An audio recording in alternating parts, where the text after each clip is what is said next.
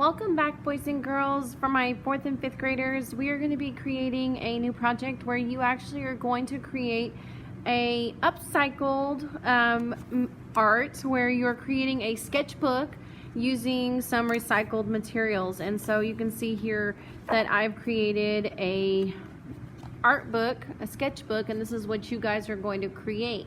So the item that we're recycling is a cereal box. So if you could grab a cereal box, or even like a box like this, like a Cheez-It box where it's big enough that you can use it to create a book out of.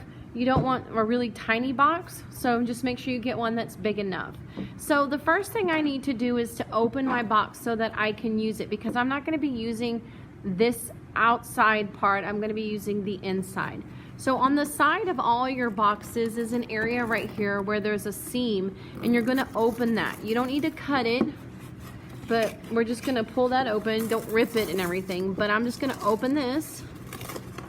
But I'm going to be recycling this material, so instead of this getting into the trash or in our recycling bin, we're actually going to reuse it to create art. And this is one of Miss Shop's favorite type of mediums, is using materials that otherwise would end up in the garbage or in the recycling bin, but I like being able to reuse them for art.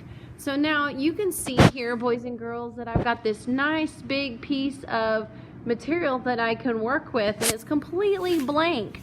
Now I know all these tabs on here, these are not going to stay, so we're going to leave them for now and worry about those later. The only part I'm worrying about is this area in here. So all the rest of it we're going to eventually cut off, but today we're just going to worry about creating the actual art on our boxes. And what we're going to do is we're going to use our elements of art to do that. We're going to be using color, we're going to be using line and shapes to do that. So if you look at Miss Shop's right here, this was actually done using oil pastel and watercolors. But I think instead of oil pastels, most of us have crayons at home. So I'm going to say use crayons. If you have oil pastels and you want to, boys and girls, you're more than welcome to use oil pastels. The only thing I didn't like was that the oil pastels did kind of smear on some of my paper. But like I said, I know a lot of us have crayons, but we don't have the oil pastels at home. But you can see that I created line, okay, and I created value, which is another element of art where I showed dark and light. I have shape. I also have, and lots of color in here. So that is what we're going to do. So you just need this box, your open box, and a set of crayons. All right, so now I just have some crayons, and this is what I'm going to be working with in creating my shapes and my lines. So honestly, you can do anything you want. This is your sketchbook, kind of like your journal, and you make it for you. So I'm going to go ahead and create just some lines, and here I have some zigzag line. But I don't want to just draw the line going across, boys and girls. I'm also going to add where I create another line above it so that it actually adds a little bit more thickness to it. On my other one, you can see that I did add some value to it.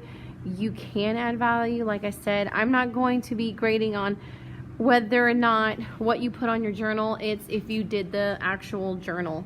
So in here, I'm going to just start coloring and adding shapes, and I will come back and I will show you guys. But like I said, this is, and when I'm using my value on here, I'm coloring darker with the crayon by pressing down hard, but then I can come back in and I can go lighter to show the difference in value on color. So I finished coloring my entire purple line right there. This is nowhere near being done, but I wanted to show you also, after I finished doing that, you can see that I added value where I did some dark. That means I was pressing down a little bit harder with my crayon here, and here I pressed down a little bit lighter. But I also want to add a little bit of form to mine where I add and make it look like it has depth and a little bit more 3D. So I'm just taking a black crayon now and adding some shadow behind it and creating that space in there so that it looks more 3D as opposed to 2D.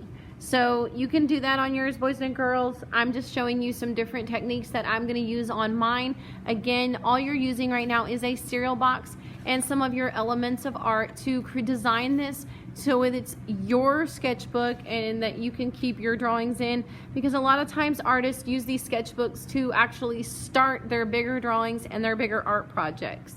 Alright, boys and girls, so I'm coming back a little bit because I wanted to show you a little bit more done on my box and stuff that I'm creating here, and I'm really just playing with color and value and using colors that are like next to each other on the color wheel. Like over here I was like, oh, let me just make a zigzag line right here, and I did that and I was like, it makes me think of fire.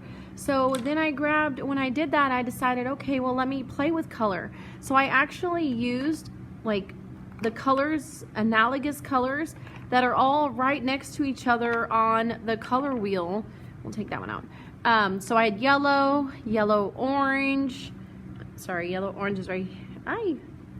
Yellow, orange, and then red, orange. And I even used some red in here. And I just created all these colors, just kind of using them in order and blending them together. So that right now you're just kind of playing with colors, creating what you want. Like an analogous colors, remember I said, are on the color wheel, and you look at it and you say, okay, are they next to each other?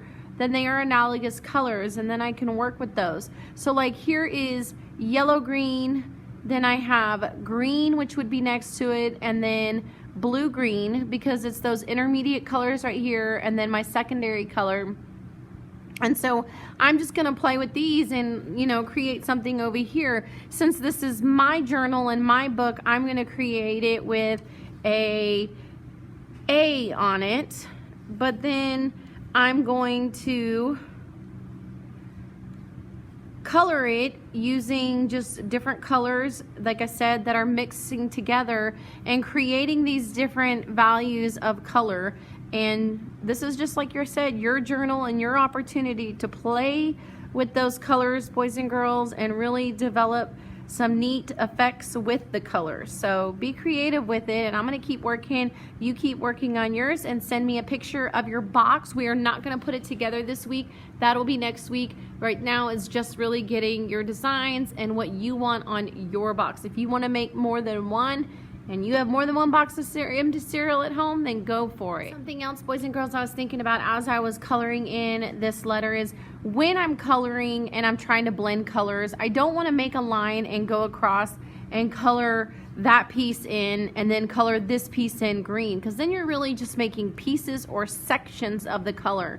If you notice, when I'm coloring, I'm actually going to color towards each other. So I colored down, but then I took this green, which is next to it, and I overlap the colors and I blend them in together. So that way it gives it a smooth, neat, kind of tie-dyed look, gradient look, so that it goes from one color to the next, very smooth. Right here, you don't really see a transition. It just kind of goes from lighter to a darker, like turquoise blue over here. So that's one thing I wanted to point out, was you want to make sure when you're coloring that you are coloring towards each other and really overlapping those colors so that they blend together and make another color. So you can see here, boys and girls, I've actually taken a black crayon, and I've added some shadow over here to make my letter have more depth and to look more 3D instead of just 2D and flat.